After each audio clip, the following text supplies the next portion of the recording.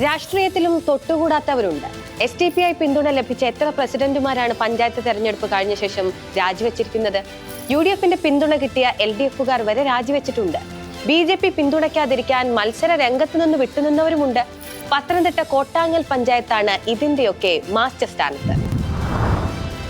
തെരഞ്ഞെടുപ്പ് കഴിഞ്ഞപ്പോൾ കോട്ടാങ്ങലിൽ LDFന് 5, BJPക്ക് 5, UDFന് 2, SDPIക്ക് 1 എന്നിങ്ങനെ കക്ഷിനില്ല. പ്രസിഡന്റ് സ്ഥാനത്തേക്ക് LDF പത്രിക നൽകും, SDPI പിന്തുണയ്ക്കും. ജയിച്ചു കഴിഞ്ഞാൽ അപ്പോൾ തന്നെ രാജി. ഇങ്ങനെ 2 രാജി കഴിഞ്ഞതോടെ 3-ാം വട്ടം ആ പിന്തുണ അങ്ങ് സ്വീകരിച്ചു. SDPI നിർണായക ശക്തിയായിക്കൊണ്ടിരുന്ന നഗരസഭയാണ് ഈരാറ്റുപേട്ട. അവിടെ തേവരംപാറ, കട്ടിമരം പറമ്പ്, പാതാഴപ്പടി വാർഡുകളിലെല്ലാം ജയിച്ചത് SDPI ആണ്.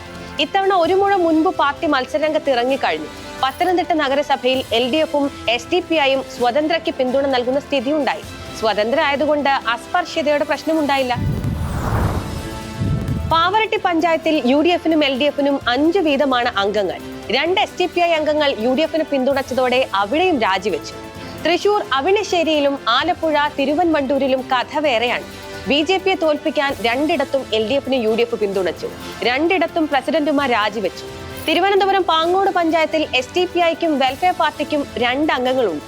CPIഎമ്മിന് 8ഉം കോൺഗ്രസിന് 7ഉം അംഗങ്ങളുള്ള ഇവിടെ ആര് ഭരിക്കണമെങ്കിലും 2-ൽ-1 പാർട്ടിയുടെ പിന്തുണ അനിവാര്യമാണ്.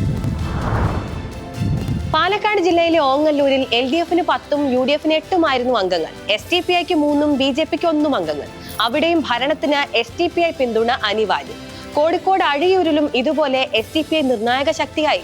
തിരുവനന്തപുരത്ത് BJP ഭരിക്കുന്ന കരവാരം പഞ്ചായത്തിലും LDF കൊണ്ടുവന്ന അവിശ്വാസ പ്രമേയത്തെ SDPI പിന്തുണയ്ക്കുന്ന സ്ഥിതി ഉണ്ടായി.